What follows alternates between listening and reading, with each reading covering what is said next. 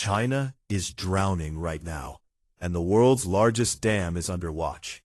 A typhoon just slammed into southern China with a force nobody expected this year.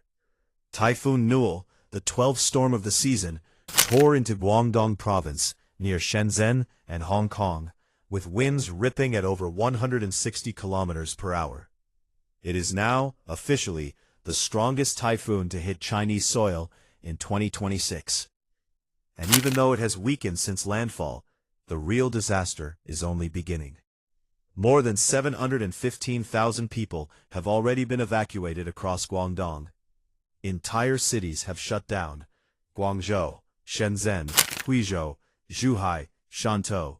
12 major cities forced to close schools, halt businesses, and stop transportation completely.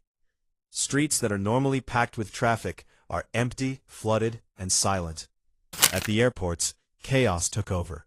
More than 700 flights were canceled at two of southern China's busiest international airports, stranding thousands of travelers with nowhere to go as the storm made flying too dangerous. On the ground, it's worse. Around 100,000 households lost power. Trees were ripped out by their roots. Utility poles collapsed into streets already turned into rivers. Residents are sharing videos of shattered glass doors, submerged electrical equipment, and streetlights toppled into rushing floodwater. But here's the part that should really concern you. The storm is moving inland, and it is not slowing down.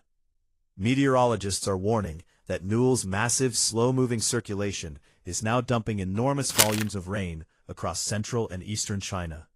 Guangdong, Jiangxi, Hunan, Fujian, all bracing for extreme downpours in the next 24 hours alone.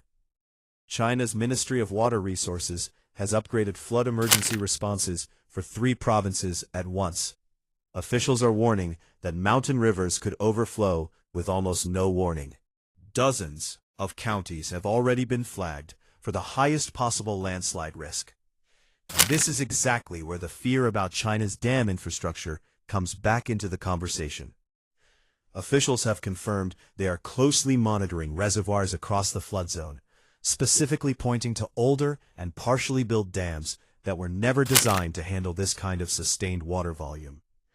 For years, engineers and researchers outside China have raised concerns about aging dam infrastructure upstream, including the pressure repeatedly placed on the Three Gorges Dam during major flood events. When multiple provinces are forced to open floodgates and manage reservoirs simultaneously, the entire downstream river system becomes a variable nobody can fully control. That's the real fear driving this story, not just the typhoon. What happens to millions of people downstream if the water management system gets overwhelmed?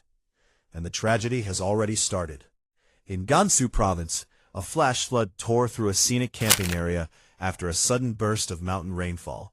At least 10 people are confirmed dead. 23 more were injured. Rescue teams are still combing the area for anyone missing, working against the clock in dangerous, unstable terrain. Meanwhile, Hunan province has raised its own emergency alert level, bracing for severe thunderstorms, damaging winds, and relentless rainfall clear through Tuesday. The Chinese government is now mobilizing at a national level. The National Development and Reform Commission has released 100 million yuan in emergency funding just for Guangdong, targeting damaged roads, schools, hospitals, and critical infrastructure. On top of that, 25,000 emergency relief kits, beds, blankets, essential supplies have been shipped into Guangdong, Jiangxi, and Hunan to support displaced families. In the middle of all this destruction, something remarkable did happen. For the first time ever, Chinese researchers flew coordinated drone swarms directly into the typhoon during landfall, capturing real-time data that could reshape how typhoons are forecasted in the future. But that breakthrough doesn't change what's coming next. Forecasters say Newell will keep pushing north, spreading heavy rain into Hubei, Henan, and Shandong over the coming days. And Hubei is not just another province on a map. It's home to the Three Gorges Dam itself, which means the next 72 hours matter more than most people realize.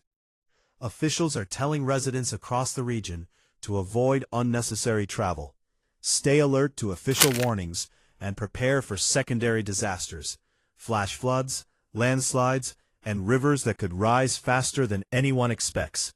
Because even though the wind has died down, the water hasn't stopped moving. And in China, when the water doesn't stop, everyone starts watching the dams. If you want to stay ahead of stories like this before they hit the mainstream news, hit subscribe right now, because this situation in China is far from over, and we'll be tracking every update as it happens.